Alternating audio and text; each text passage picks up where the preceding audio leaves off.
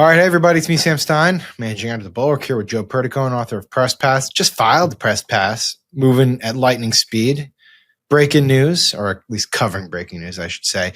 Epstein files. The vote on the House just concluded to release the Epstein files. It's been a months-long process, and despite all the drama, it passed 427-1 in the House. The one lone no vote was Clay Higgins, an eccentric character to say the least, who said that he believed, according to his tweets, that this was a break of criminal justice procedures and would injure thousands of innocent people and witnesses. Never mind that there's provisions in the bill to protect them, yada, yada, yada.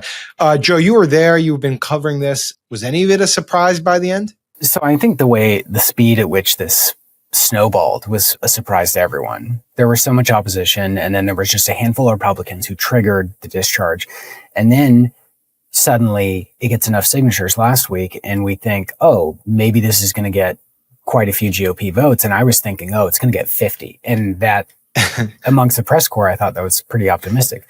By today, it snowballed to where everyone thought it was going to be unanimous until Clay Higgins decided to defy Trump.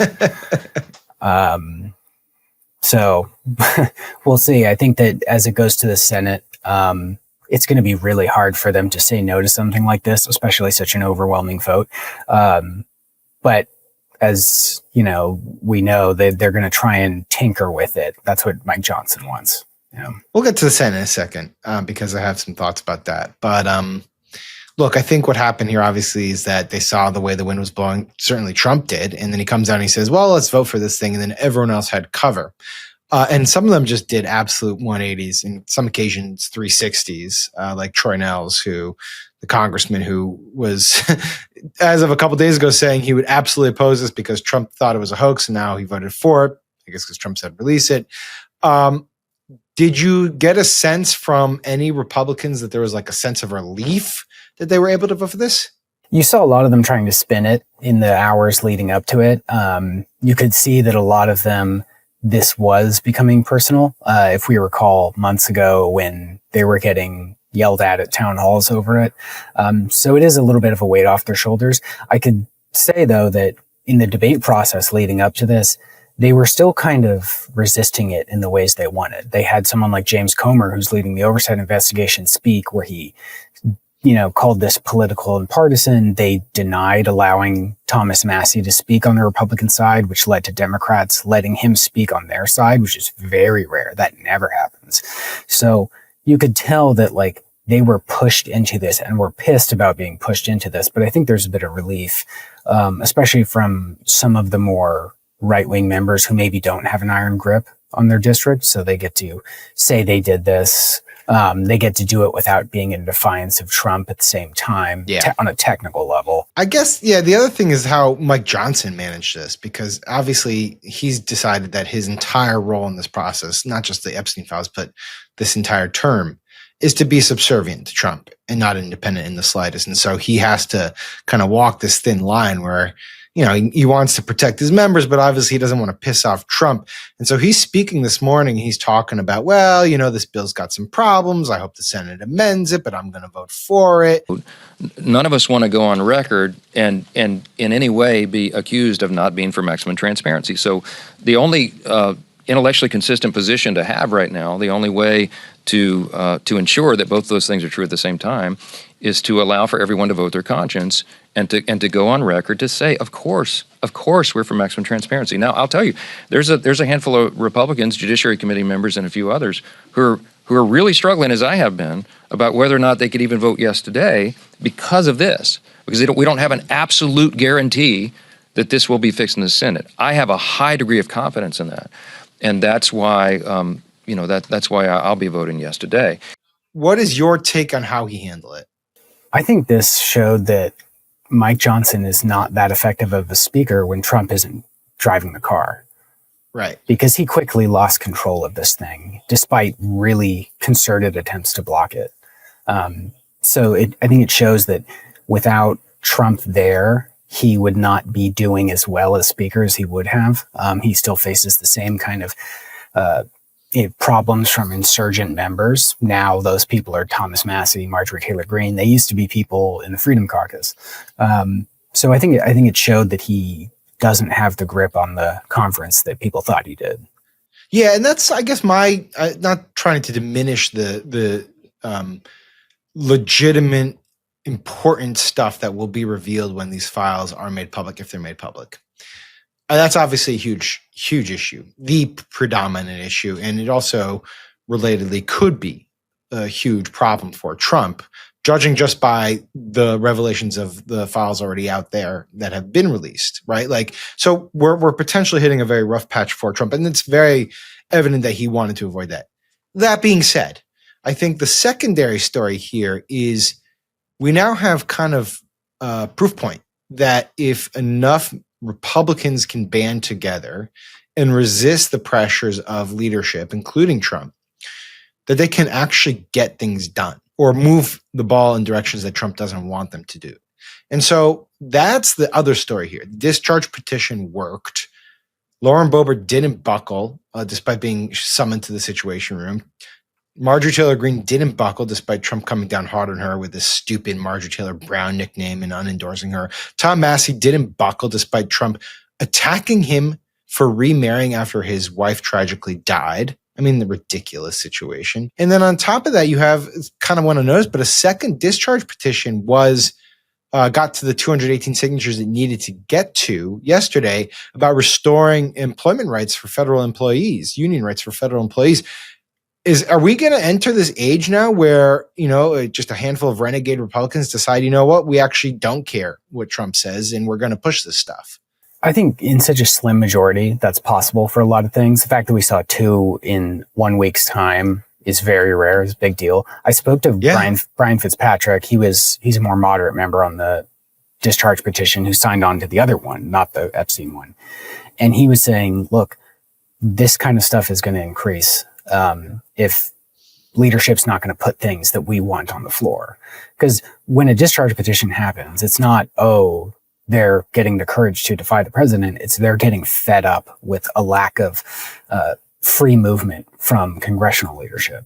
And as long as that continues to happen, you're going to see more of this stuff. And for example, there's things like potential extension of the Affordable Care Act subsidies, the enhanced subsidies. That's got to ripen in committee for a while. But that's something that we could see maybe if just a handful of moderate members or members who are worried about losing their race, Republicans, that they could sign on to. So, I mean, it kind of opens the floodgates, but I think that'd be premature to say that it's the beginning of a new trend. Yeah, and I just think it's important to remind folks, discharge petition, it's just when 218 members are signing something, they're just saying, we want to get this to the floor for a vote. And you can't bottle it up anymore. But because there's 218 signatures on it, it's very likely that when it gets to the floor, it's going to pass, right? Like, so it is a way to circumvent leadership. And it doesn't happen often precisely because it undercuts leadership. It prevents them from exercising their most important power, which is controlling what gets put on the floor. So that's why this stuff matters. All right. Now, this doesn't mean we're kind of wrestling with whether or not we're going to see the Epstein files, and it doesn't necessarily mean it. Now, I think you and I are both more optimistic about it today than we were a week ago, right? Because Trump has now said he's fine with a release. But it does go to the Senate. Mike Johnson did encourage the Senate to tinker with it. Do you imagine, lay out the process now in the Senate, and do you imagine it passes? And then after that, I want to play this Tom Massie clip. So I think that you're going to see right away Senator Schumer, probably within a couple hours, that they come in at 5:30, I believe, attempt to pass it via unanimous consent. I could see an objection there because, as Johnson said, they want to amend and pick apart this thing to fit what they want to do. So that means that, we're going to get to a point where Thune does put this on the floor. I don't think that'll happen later this afternoon the way we expect. Okay. Yeah. I mean, they will vote on it though, right? They'll vote on a form of it. They might amend it in certain ways. And so when it comes out of the Senate, if it does, it'll look very different than what it did today. Okay, so that's what I want to pick up on, because what they do with it in the Senate is now the next saga here. Like, there's been a number of different sagas, but it's been primarily confined to the House. Now the ball's in the Senate's court. to borrow a bad metaphor. And the question is, are they going to tinker with this in any way that would maybe get ahead of a full transparent release of the files? This is what Tom Massey had to say when he was asked about that possibility when pressed by Armando Raju at CNN. What's the impact if the Senate does in fact change this bill? They're part of the cover-up. And these bozos here, they pretend like, okay, now we're ready to pull the Band-Aid off. After 5 months of shooting themselves in the foot, politically and morally, they're ready to pull a Band-Aid off. But the reality is, Speaker Johnson's press conference shows that he is unrepentant. They have a backup plan. And I think it's going to work poorly for them, by the way. By the time they get done with trying to cover up by having these other investigations or having amendments in the Senate, they're just going to make more people complicit. Like, it takes somebody to offer those amendments, and then they're going to have votes on those amendments. And I would encourage them to pass this bill as is, put it on the president's desk. It's got protections to prevent the release of child pornography. That's a lie. The speaker, go read the bills, guys. So that's my theory of the case, is that no matter what, I mean, this is the thing. The House could have avoided a lot of this heartache and damage to the reputation if they just moved on this quickly and gotten it done with. It's always the efforts to stop the process or cover it up that ends up making you look horrific. And I don't know if the Senate Republicans understand that. I'm not sure they do. I mean, I'm sure they're going to try to, tinker with it in the guise of protecting people, but it's going to look like a cover up. I think Tom Massey's absolutely right there. Yeah, they don't like feeling out of control. And if this goes the way that Massey and Khanna intended, they're the ones who controlled the process, and they hate that. Massey made another point on the floor right before the vote where he said, Trump has already said he would sign this thing. So, like, this thing as is. So why do we need to alter it if he said he would sign it? And that's beyond the point that, he doesn't even need this bill. He could just release them on his own right now if he wanted, but he's not going. Yeah. I mean, that's the other thing is, like, Trump is not a helpless actor here. He could just do what he wants. He could release it any second.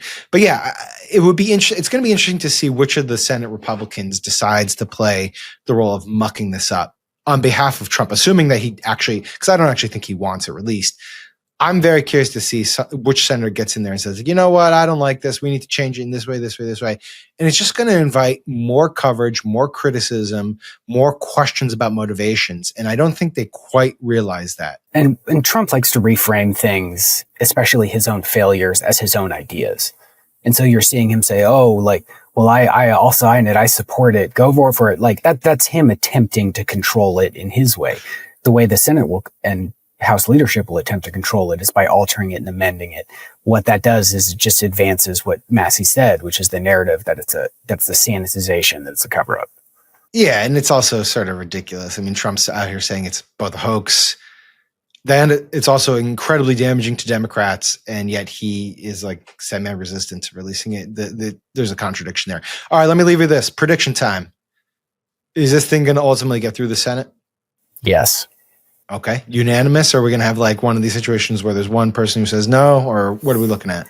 There's less wackos in the Senate who bend, but there are a lot of people who bend themselves to make an excuse that seems unfathomable. So sure. I could see somebody maybe being against it, or maybe saying these amendments are insufficient. These amendments aren't what Trump wants, or something like that. So we'll see. Ron John, my money's on that guy. Yeah, it's a good bet. It's a good bet. He's got the betting odds right now, or Mark Wayne Mullen, one of those two. All right, Joe, thank you so much for covering this, buddy. Really appreciate you being on top of the story from the get-go. Time to switch your focus to the other chamber as this story progresses. For those who've been following us and subscribing to us, thank you so much. Please do subscribe if you're not a subscriber, both to our YouTube feed and to Joe Perticone's Press Pass. We'll talk to you soon.